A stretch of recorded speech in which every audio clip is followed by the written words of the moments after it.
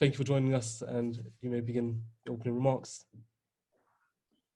Thank you very much, and thank you for inviting me today. I really actually quite wish I was in King's in Cambridge at the moment on a beautiful hot summer's day, and I've got happy memories of rallies outside King's during the leadership campaign and visits to Cambridge on many occasions, and it's a place I love to be at.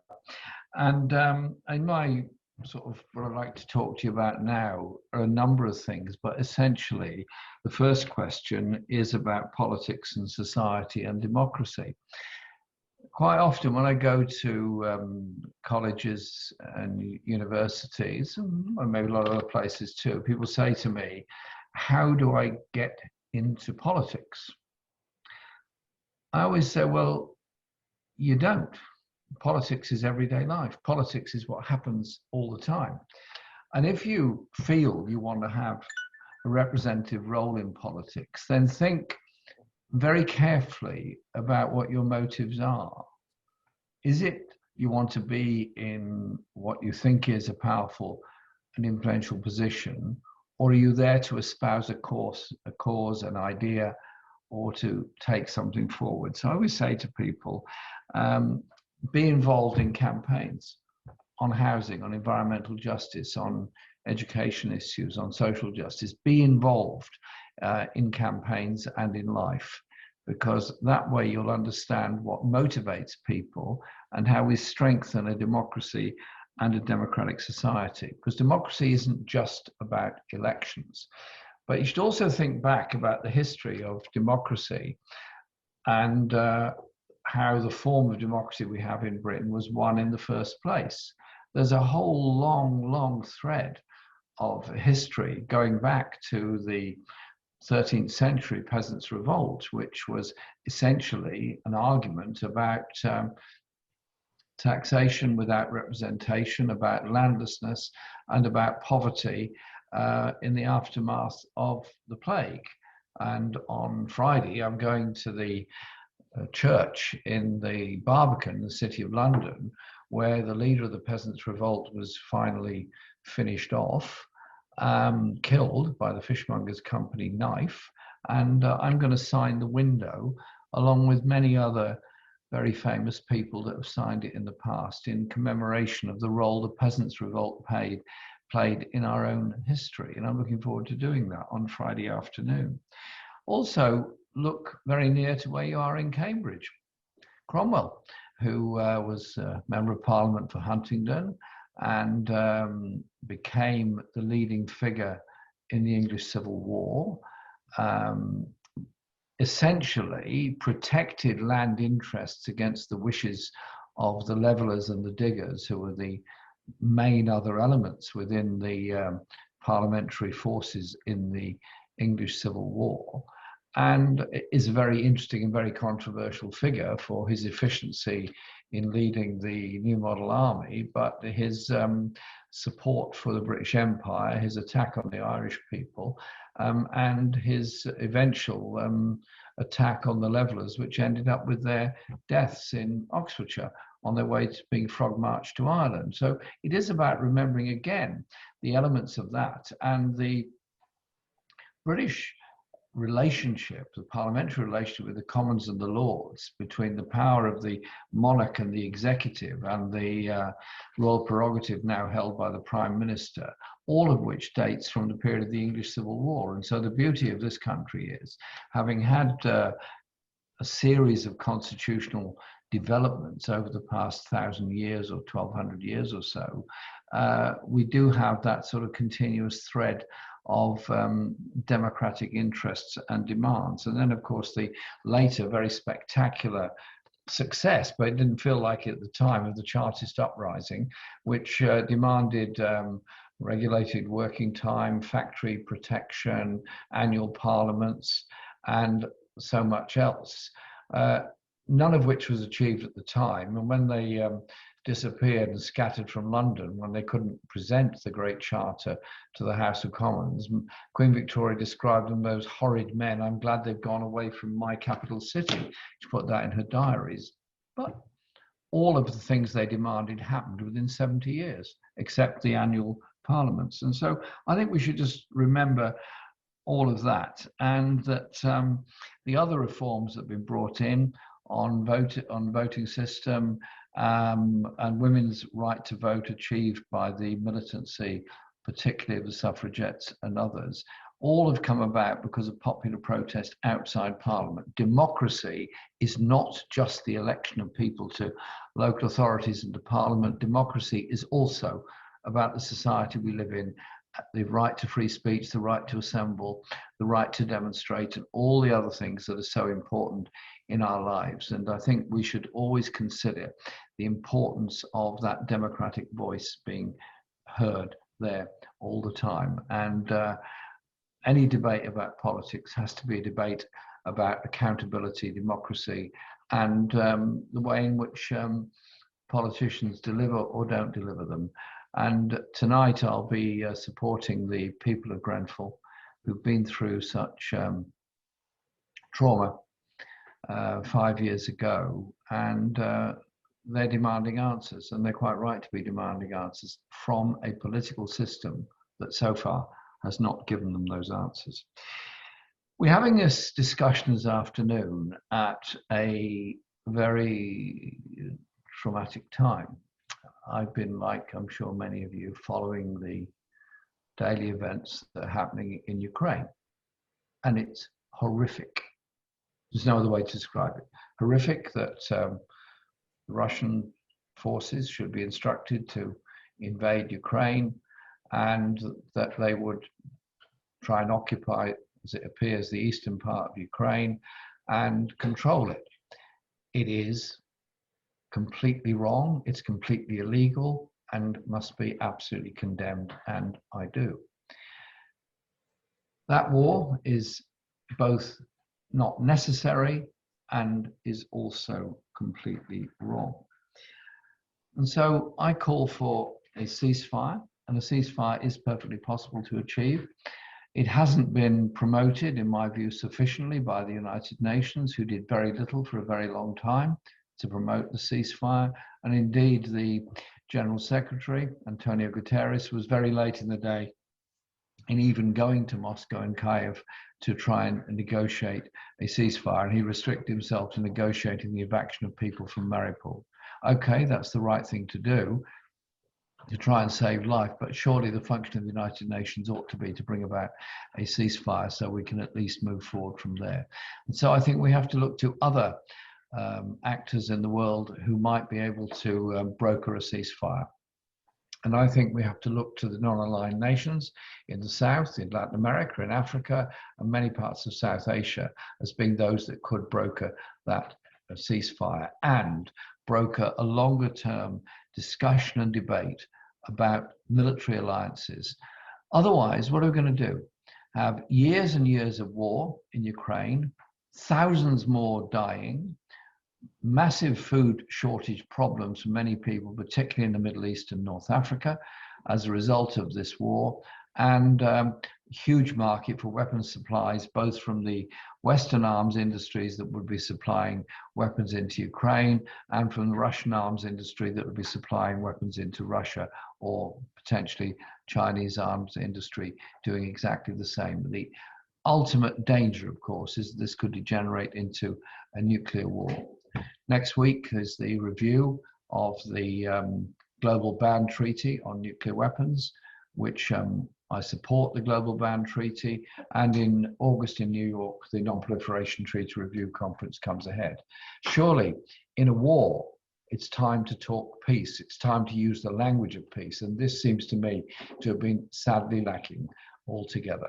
And so a longer term, which doesn't lead us into yet more arms expenditure and the danger of yet more conflicts, seems to me absolutely the right direction in which we should be moving. There's so much more that could be said on this, but I just want to have share this other thought with you. 4 million people have been forced to leave Ukraine. 4 million people, around 10% of the population, maybe more by now, gone to Poland, Romania, Germany, many other countries. Very few in total have actually gone to France or Britain. But all countries across Europe have quite rightly extended the hand of friendship and support, and quite rightly communities have welcomed Ukrainian refugees. Indeed, I've been at events in my own constituency. We had a park picnic to welcome refugees and the families that were hosting them. And we had an event in a school where a Ukrainian refugee family were so pleased to be at the school, primary school, they donated a tree to the school, which we planted in honor of them and all other refugees.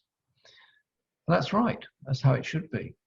Yet tonight, Priti Patel is instructing a flight to go to Rwanda with possibly only one asylum seeker on it, who will be told they've got to process their application in Rwanda and make their own way there.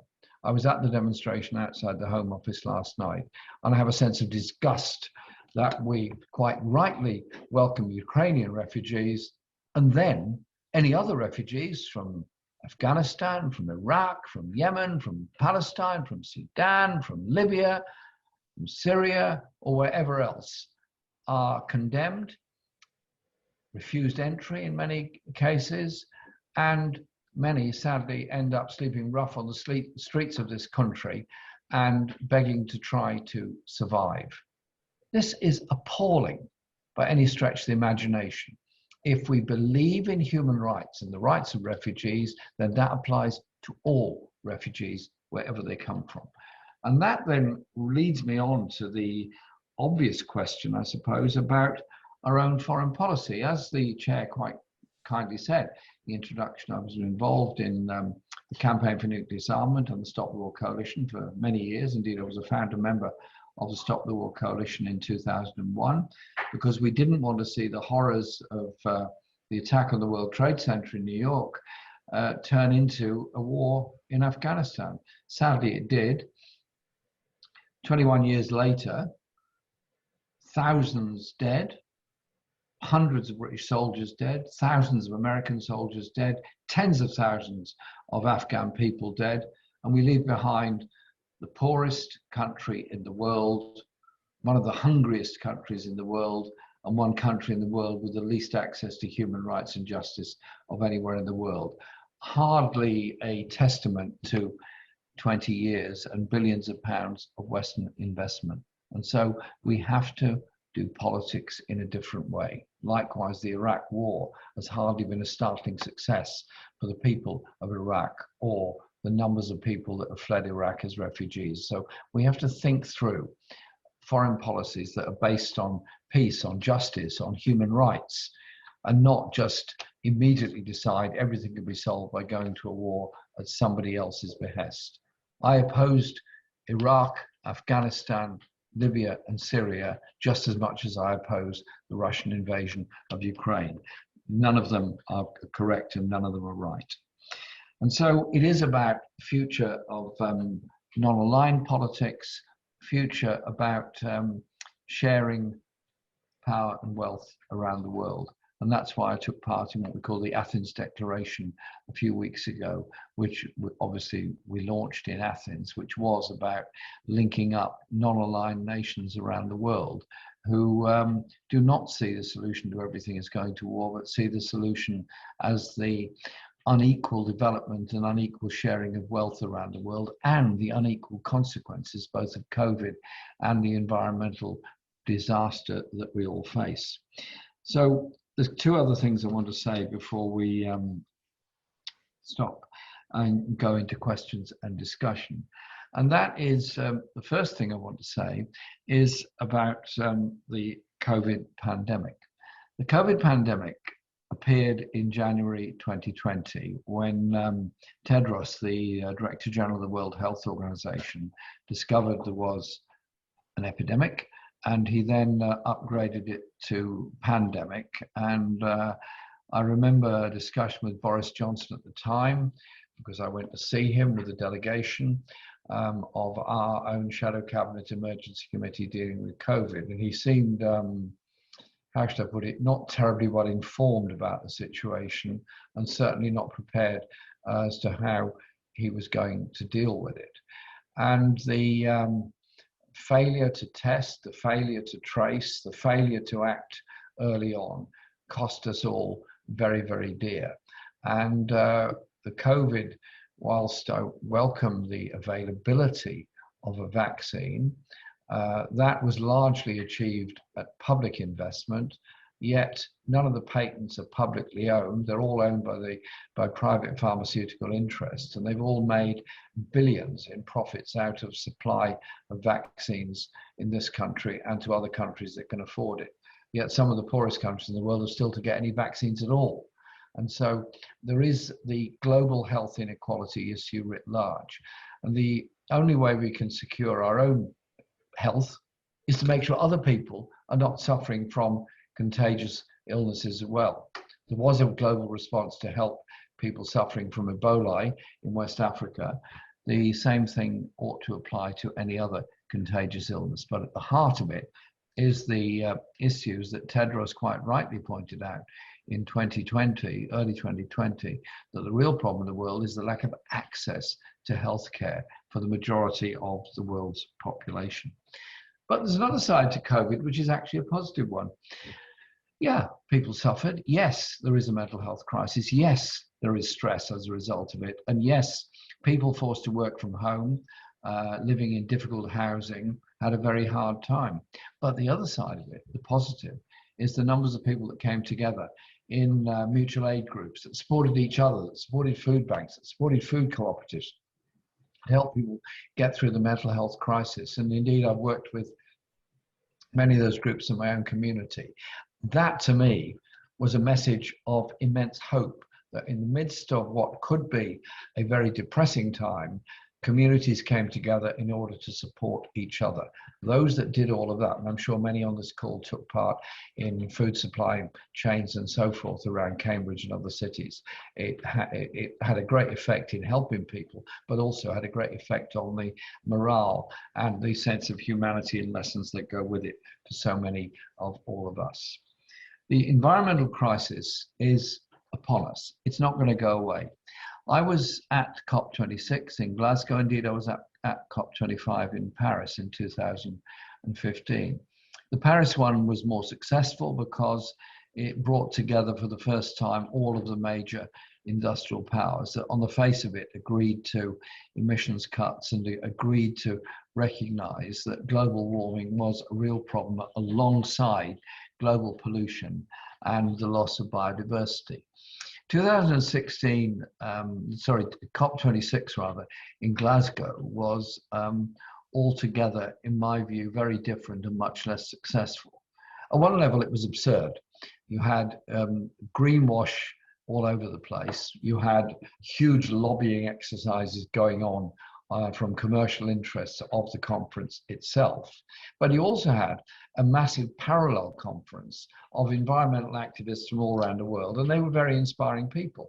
And through the Project Peace and Justice, we organised a week of parallel events at Webster's Theatre in the West End of Glasgow. A lot of people came along, hundreds came along to various events and discussions, and heard descriptions from people that you wouldn't expect necessarily. The Fire Brigades Union came and put on an event about the effects of global warming, of heat waves in the UK, and the numbers of moorland fires that are caused as a result of that. You might say, okay, yeah, fine. What's that got to do with us? Got a great deal. Because when firefighters are taken away from the urban environment where the majority of firefighters are stationed and work, and have to spend weeks on end putting out a moorland fire, they're not providing the fire and flood and security protection in the cities from which they've been drawn in order to put out the moorland fires. Obvious and immediate effect. We also pulled together environmental campaigners, both from the east coast of Brazil, in Sao Paulo, in Rio, with those in the Amazonas region, who are campaigning against excessive soya cultivation and of the burning of the Amazon rainforest. One would have thought they might be having a completely different emphasis on how we take things forward. They weren't. They were largely in agreement, and it was absolutely fascinating and instructive discussion. So it was all about bringing people together.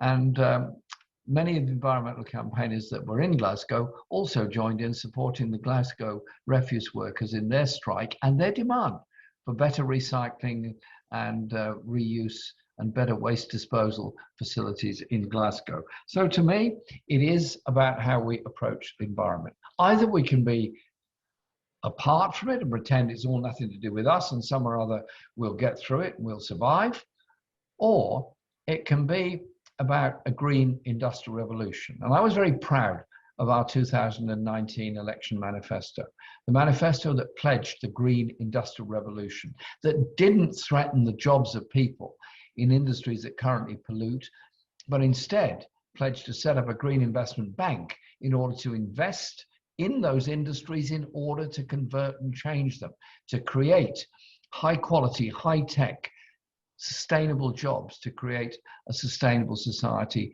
in a sustainable world. And I was proud of the contents of that. And I did an awful lot of green roundtables around the country, green industrial revolution roundtables before the election. Absolutely fascinating discussion with people in different industries and societies about how we bring that about. And that sense of innovation that was there in so many people to achieve a green industrial revolution. But it's also about our philosophical relationship with the natural world.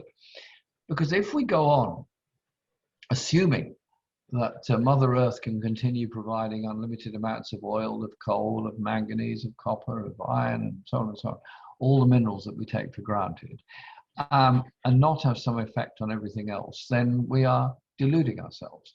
It is about sustainable living for all. So you can cut yourself off, leave the poorest in Delhi to die from air pollution because we choose to import goods from countries that we know are severely polluting, in effect exporting our own pollution, or we can do something about it on both the global scale through global agreements and through our own developments and our own green industries that we can develop, but also farming systems that are sustainable and farming systems that do preserve the balance of nature and the natural world, indeed, and improve and enhance it. Because without the biodiversity we have, we're all finished. If we carry on destroying the natural world at the rate we are, then our own lives and our own sustainability is frankly called into question. So there are huge, great issues. And this weekend, there's going to be a big demonstration in London, June the 18th, demonstration called by the TUC on the issues of the cost of living crisis. And that cost of living crisis is completely human-made. COVID gave a lot of support to industries and a lot of support to pay for furlough to get through the COVID restrictions and crisis. And a lot of people were strongly supported in doing that. But most people in work, living standards went down, many wages went down, and today, announced in the recent past, there's been a 2% drop in earnings level of the majority of workers and a 4% drop in the earnings level of public sector workers because of a combination of inflation and underpayment. And also, I might add, the high degree of workload now being imposed on all of them. So this, the threatened rail strike, and the arguments of civil servants and many others are going to be writ large in political debate over the next few weeks and months. Do we walk away from those that provided services for us and still do provide services for us, or do we recognize we cannot go on with the huge level of profitability of energy companies, many other service companies, and at the same time expect the majority and the working class communities to have lower living standards and inferior services, many of which are being privatized and farmed out as we speak. And so that is part of the argument that's going to be taking place on Saturday and going on over the next few months. How the government reacts will be interesting. They could perfectly easily step in and deal with the issue of a dispute of the rail industry. And by the way, it's not about train drivers. It's about cleaners, it's about station staff, it's about train staff. It is about those that organize and work on the railways in Network Rail and repair the tracks and all the other things. It is about a whole plethora of people, a whole team of people that ensure our railways are safe and well run. And so I'll be there on Saturday supporting this demonstration that goes on and working with those people in order to try and achieve those decent living standards. Last thing I'd say is this: it's a university audience. You're at Cambridge. It's a wonderful university, and you're in an absolutely iconic college with such a beautiful building in a beautiful place. What a great opportunity to be there. And education, to me, is the heart of so much. Education provides an opportunity, imagination, and liberation of people. But I think for too many of our children, we overstress them and overtest them in primary school. We put them through the mill of competitive league tables in secondary schools. And that means those that don't necessarily achieve the best grades end up being pushed out, end up being pushed into another school. And we have this obsession with the competitive ethos, which goes away from the principle of education for all. And that's why I was keen to promote the National Education Service to provide education for all, free for all, as a human right, because education is a human right, and learning from each other. And then too many of our young people go into insecure work, the gig economy. Too many are on minimum wage and not much else, cannot afford to buy their own place by any stretch of the imagination, cannot even afford to rent on their own. We're bequeathing a sense of injustice and inequality to a whole generation of young people, and I think that is wrong. Education should be something that informs us, educates us, and expands our mind. So I was keen that our education system should provide more music and artistic education in order to improve the science teaching and the technology teaching that goes with it. And I believe that education should be something that liberates us all. And I'll finish on this really well. Black Lives Matters taught us that the brutality of colonial history and the racism that went with the slave trade has not gone away. Not gone away in the United States, not gone away in Europe. And that is a cry for us to have that historical understanding of the process that led to it. And I'm very keen on us promoting history teaching, which understands the contribution the whole world made to our collective knowledge, and the way in which history can help us to understand what we've achieved and how we've achieved it. But if we know where we've come from, we've got some better idea of where we're going to. I want to say thank you very much for inviting me to come and speak with you today. As I say, I wish I was with you in Cambridge, but Zoom's as good as it gets. So let's, I'll stop my contribution there so we can take a bit of time for some discussion. But again, Chair, thank you very much for inviting me. Thank you for those opening remarks. So if you have a question for Mr. Corbyn, please can you put it in the chat function and I'll try to get to it. Do I read them from the chat box? I'll select them and give them towards. So I couldn't see the chat box as I was speaking because I thought I should concentrate on the camera, not the chat box. Yep. So let me just. Oh, so one question asks about the Rwanda flights that are going off today. Yep. And how can we remedy the current cost of living crisis? As I understand it, the Rwanda flight today, as of this moment, I think is still going ahead, but we've got television on in the office and so on, so I'm not totally up to date on it. Most of those that were on the flight have been successful in a legal action to prevent them being removed to Rwanda. At the moment, there's only one person, I believe, due to go, and the flight is costing £500,000, which strikes me as the height of absurdity, to spend £500,000 on sending somebody to a country they've possibly never heard of and don't need to go to and shouldn't be going there anyway. But the danger is if this outsourcing goes ahead, then other European countries will do the same. We'll be then following Australia, which has done the same in outsourcing. Look, Refugees are human beings. They need somewhere to live. They need to survive. Refugees don't choose to be refugees. People don't choose to go to a refugee camp in Jordan, in Syria, in Lebanon, or anywhere else. They basically want to be able to live somewhere safely and securely, as we all would, and all of us could be refugees in a different situation. It is simply wrong. The 1951 Geneva Convention requires all signatory states to be supportive of refugees' needs, but we don't. We allow refugees to become rough sleepers on the streets of our cities. Seven people on the flight, 7. So I've just been told there are apparently 7 people on the flight as of now, but it hasn't taken off yet. So I guess there's still an opportunity for further legal action. So I was at the protest yesterday, and indeed I protested to the airline that unfortunately took the contract to do it. All the other airlines apparently refused to do it. But this is, I think, a very bad day for human rights in this country. This country helped to found the Universal Declaration on Human Rights, helped to write it, certainly was part of the European Convention on Human Rights, and human rights lawyers helped produce all of that. And what are we doing? Deporting people who've sought a place of safety. I'm not here to defend people traffickers, of course I'm not.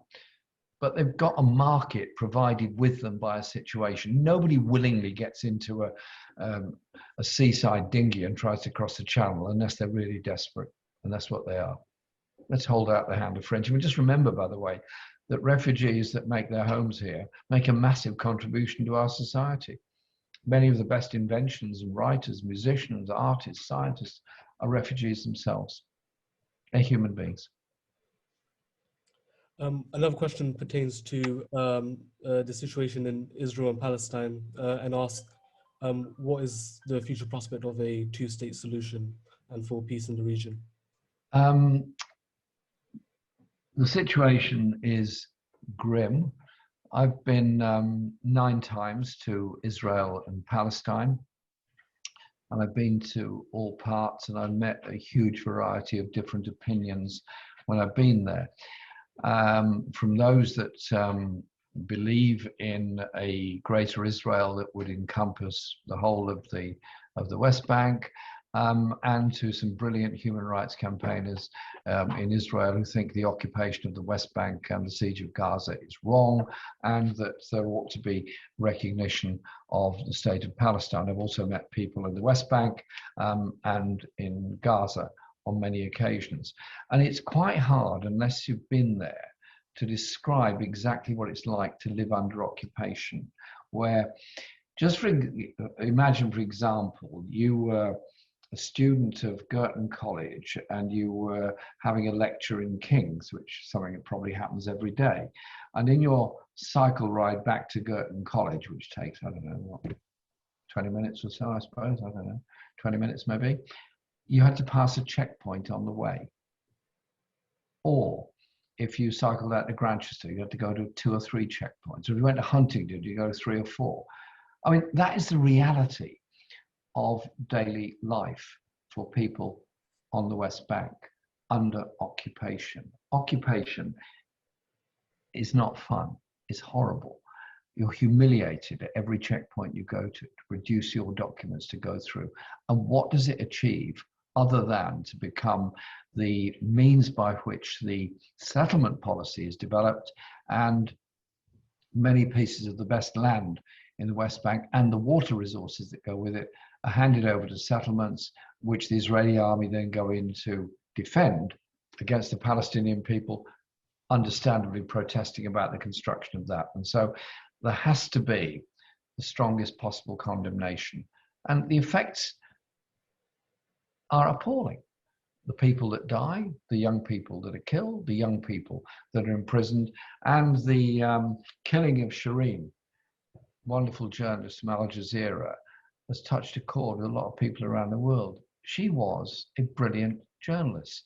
She went everywhere on behalf of Al Jazeera, and she is a household name all across the Middle East. And she was killed by a bullet to her head. I'll be at the memorial service for Hudson Brides in a couple of weeks' time, the journalist church, because she was a very brave journalist trying to tell the truth. So what's the way forward?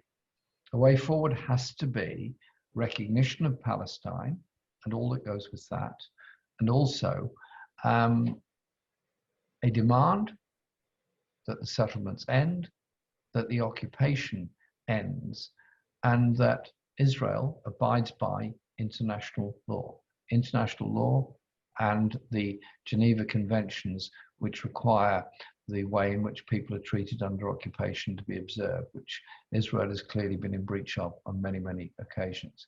And so there are, I wouldn't say a majority, but a number of people in Israel that feel very strongly they want to live in peace. They recognize peace isn't achieved by F-16 jets bombing targets in Gaza any more than it's achieved by building walls. Peace is achieved by recognition and living alongside people with respect. That's got to be the right way forward. And we should just understand that all across the Middle East, Palestine is an absolute touchstone issue in attitudes.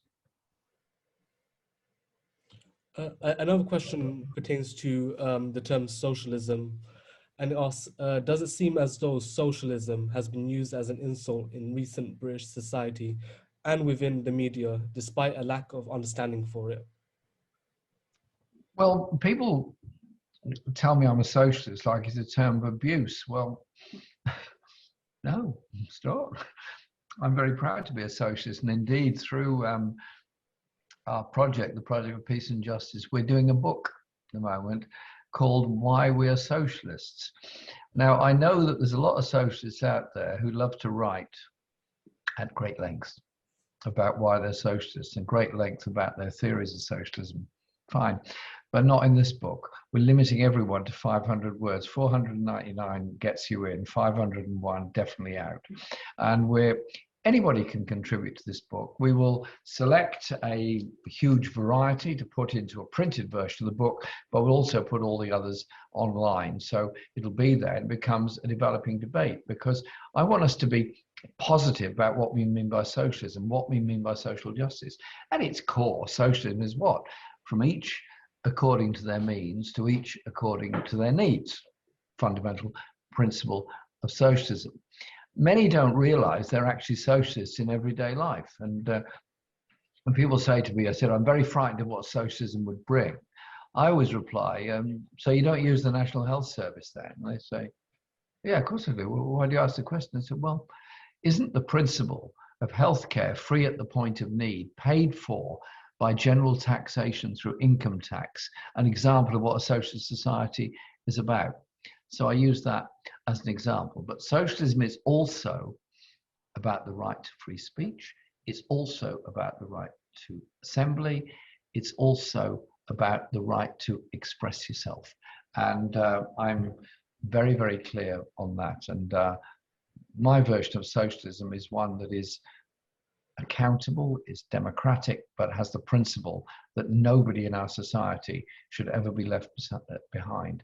Isn't there something quite disgusting about this country, the fifth richest in the country in the world, that tolerates the idea that fellow citizens should sleep under a cardboard box and beg for the rest of the day to try and get enough money to get enough to eat in order to spend another night under a cardboard box? It's not right. It's not necessary. Likewise, on a global scale, is it right that so many people are food insecure and living in absolute desperate poverty? Barbed wire fences to keep the desperate out of Western Europe and North America ain't going to solve it. The only thing that will solve it is an economic strategy that actually does genuinely redistribute power and wealth. And you can't do that without challenging the power of the very biggest global corporations. And I'm glad to say that I think the turning tide of social justice, of movements for social justice in Europe, in this country, in North America, in Latin America, in India, and other places, are actually gaining momentum. I know it's easy to look on the other side and say it's dreadful. Of course, Ukraine war and so on is dreadful, but look at the movement for social justice around the world.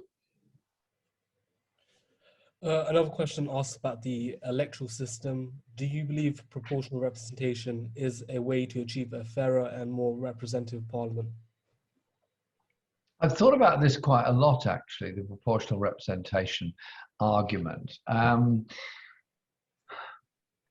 used to have the idea that first past the post was the best way forward and provided the opportunity for stable government with a majority.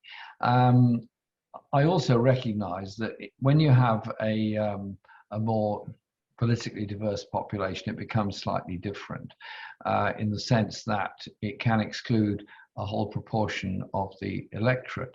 And so I think we have to look at it in a serious way. And the serious way I'd look at is, first of all, to retain the constituency link between a member of parliament and their defined geographical constituency. I think that's very important.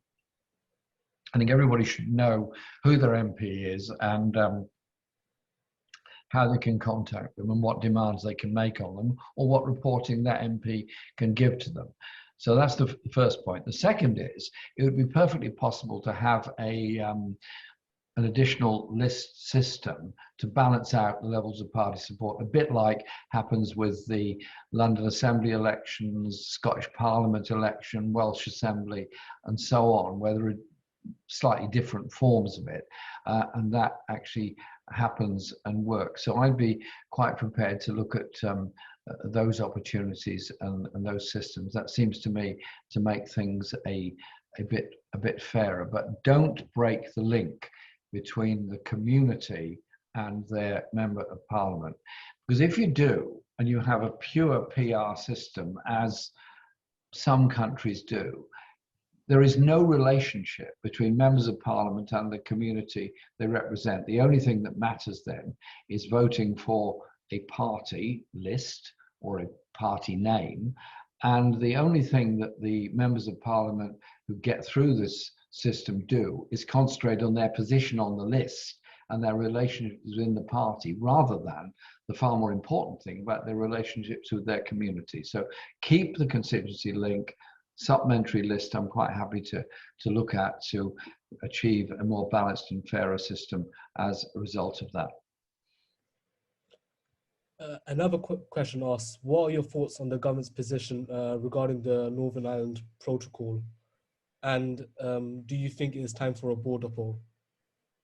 Well, the Northern Ireland Protocol is very important in that it achieved a difficult balance between allowing EU trade to go on between the Republic of Ireland and Northern Ireland, and at the same time that it be the supply of goods and services and so on from Great Britain into Northern Ireland, or Britain into Northern Ireland. And I remember a debate I did with Boris Johnson during the election campaign. I said, it's all very well what you're saying, but in reality, you're going to create a border in the Irish Sea. And he said, no, I'm not.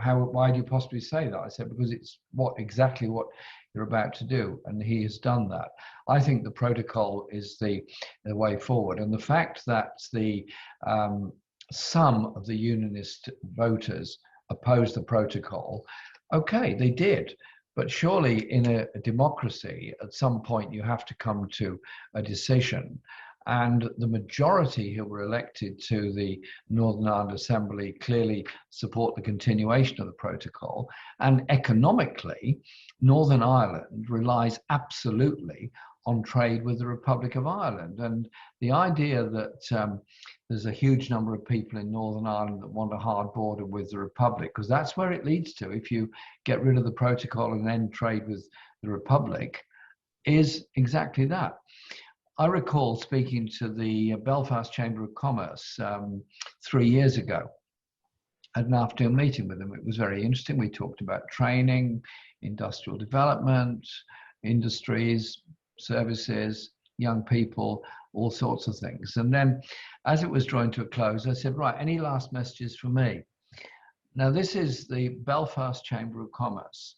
They said to me, Jeremy, whatever you do, please, please, please do not allow a hard border between us in Northern Ireland, in the 6 counties, with the 26 counties, the rest of Ireland.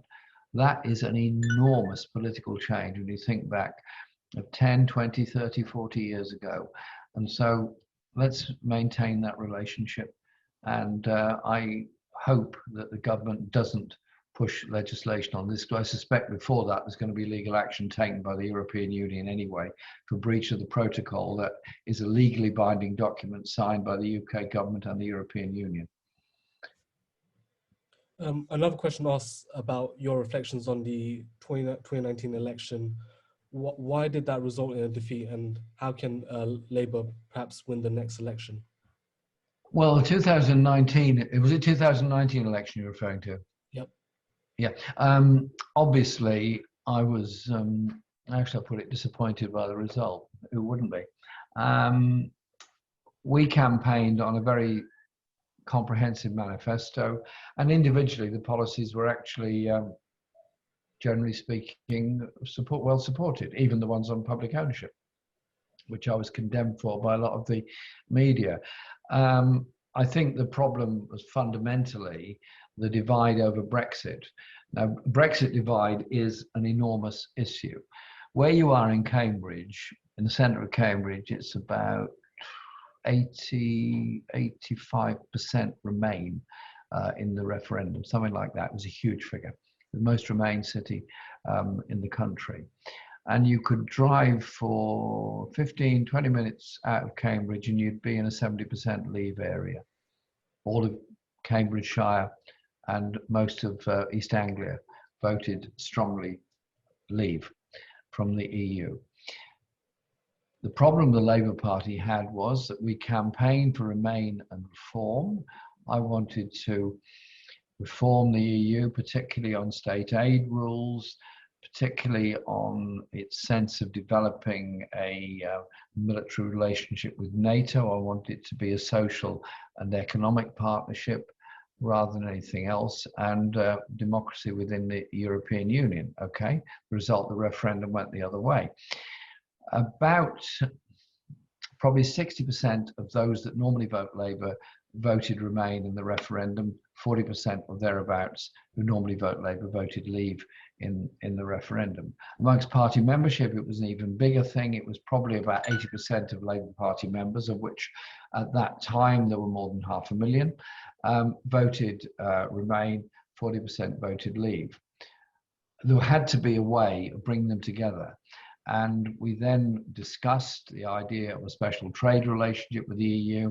And I raised the question of a bespoke customs union with the EU for Britain outside the European Union, discussed this at great length with Michel Barnier and his team. And I felt there was a way that we could achieve that. And I think that would have been the best outcome, respecting the Leave referendum, but developing a trade relationship or continuing a close trade, economic and travel relationship with the European Union. Anyway, the idea was, and I was under a lot of pressure on this, that we should therefore put in the manifesto what we did, which was a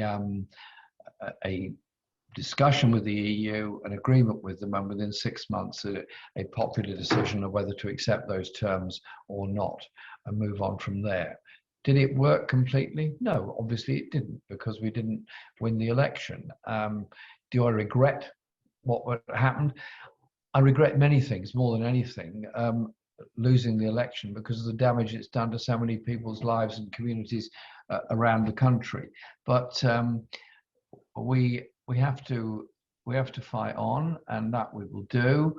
And we have to also have that close relationship with Europe. And indeed, I travel frequently to work with and talk with socialists all across Europe. Indeed, I was in Berlin last weekend doing a conference with socialists in Berlin. I've been in many other cities in Europe as well. That close relationship has to be there, and recognize that the EU nationals that made their homes in this country have made a massive contribution to our society and shouldn't be pilloried for anything. They should be welcomed and supported.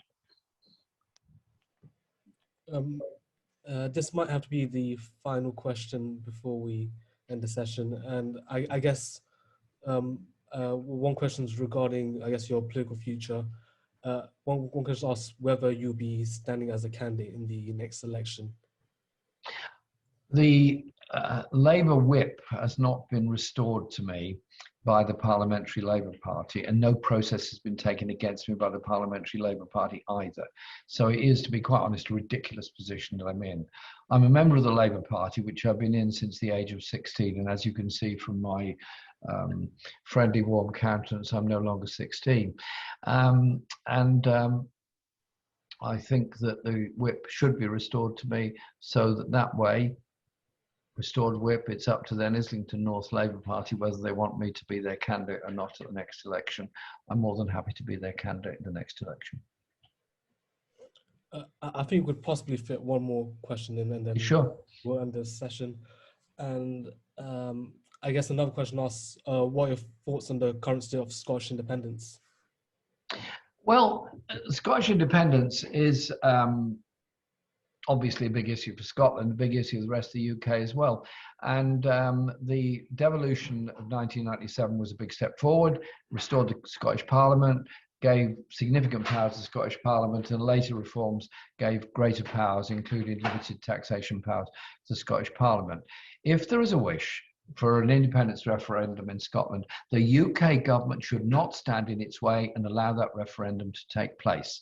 And I was asked this many times during the 2019 election, and I said in Scotland as well as in England and Wales that in my view, I would like us to have a 2-year clear run so that we could establish the Scottish Investment Bank along with the English regional investment banks and the Welsh Investment Bank, and for that matter the Northern Ireland one, and that we would be putting resources into infrastructure developments and capital investment in Scotland. But I would not stand in the way of the Scottish people having a choice, a decision of what their future should be. And I think the idea that a UK government will say to people, you don't have that choice, is simply wrong. So I don't quite know how Boris Johnson proposes to respond to this.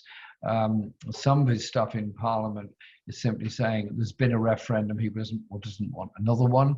Well, he might not want another one, but I think that in all honesty, if there is a clear demand for another referendum coming from the people of Scotland, then that referendum should be held. I don't think there should be a never-ending, but I do think that we're now, 8 years on since the last referendum. I think see what happens over the next few months or a year or so. I think it would be reasonable to do that. How people would vote in Scotland, I'm not really sure, because clearly there are very big economic issues to be faced in that at the moment. There would be a huge spending gap between what the Scottish government now spends and what the Scottish government under independence could raise from taxation in Scotland. Not to say that couldn't change in the future, but that is the current situation. So there's a number of very big issues there. But if you suppress people's wish for their national identity, for their linguistic identity, for their community identity, then that just shores up problems for the future. Look in other societies, the way the Kurdish identity was suppressed in Turkey, the way the Basque identity in Spain was suppressed, and there are many, many other examples around the world. It never has a good ending. And so in this complicated, high technology, high communication world in which we live, we should also recognize the wish of people to claim and retain their own identity and their own language. There's absolutely nothing wrong in that. A diverse, multi-ethnic, multilingual society is actually a much happier and much healthier society. Thank you so much. Thank you everyone for joining us, and thank you so much to Mr. Jeremy Corbyn for giving us so much of his time and providing us with so much insight and answering so many questions. Thank you. Absolute pleasure. Thank you very much for inviting me on today. I really enjoyed it.